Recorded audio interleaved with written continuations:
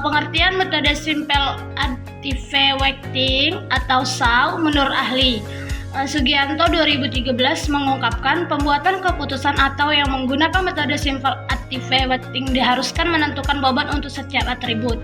Yang kedua, skor total untuk masing-masing alternatif dihasilkan dari seluruh penjumlahan hasil perkalian semua rating dan bobot setiap atribut. Rating dari setiap atribut diharuskan normalisasi terlebih dahulu, artinya atribut diharuskan bebas dari dimensi.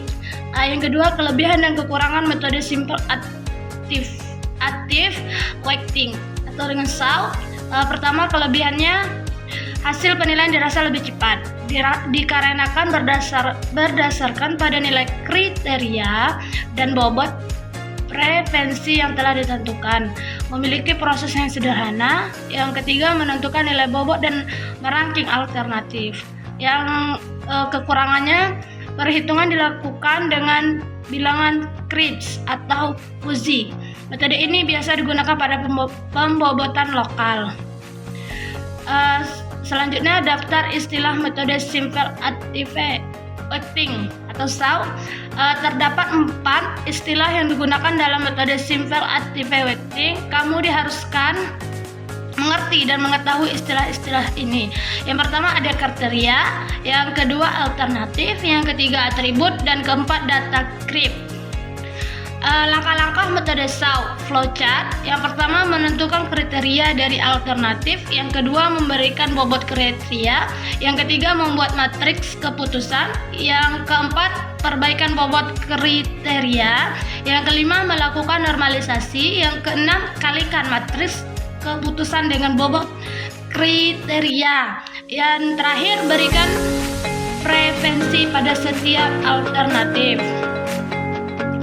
Selanjutnya, contoh kasus penyelesaian dengan metode SAW.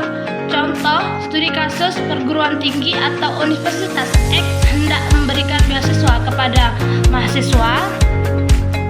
Kepada 1 dari 5 pemberian beasiswa tersebut didasarkan pada kriteria berikut ini. Pertama, IPK, indeks prestasi kumulatif. Yang kedua, penghasilan orang tua. Yang ketiga, jumlah tanggungan orang tua.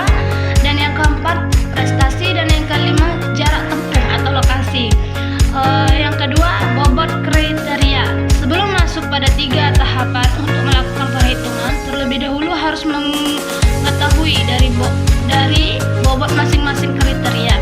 Yang pertama IPK, yang kedua penghasilan orang tua, dan yang ketiga jumlah tanggungan orang tua, dan keempat prestasi dan jarak rumah dari kampus. Data mahasiswa. Mencari alternatif terbaik dari data yang ada tidaklah terlalu sulit. Hal yang perlu dilakukan adalah analisis, normalisasi, dan perankingan.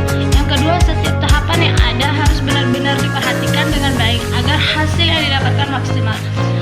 Yang selanjutnya, analisa. Analisa tahapan ini mengharuskan kita sebagai pembuatan keputusan untuk melakukan analisa terhadap kriteria yang telah ditentukan. Apakah jenis kriteria merupakan cost atau benefit? Apabila kriteria memiliki data type, maka harus dikonversikan terlebih dahulu. Yang terakhir, hasil analisa. IPK, kriteria benefit tidak memiliki data type. Yang kedua, penghasilan orang tua, kriteria cost memiliki data type. Yang ketiga, jumlah tanggungan orang tua, kriteria benefit tidak memiliki data type. Prestasi, kriteria benefit memiliki data type, dan jarak rumah dari kampus kriteria cost tidak memiliki data type. Normalisasi.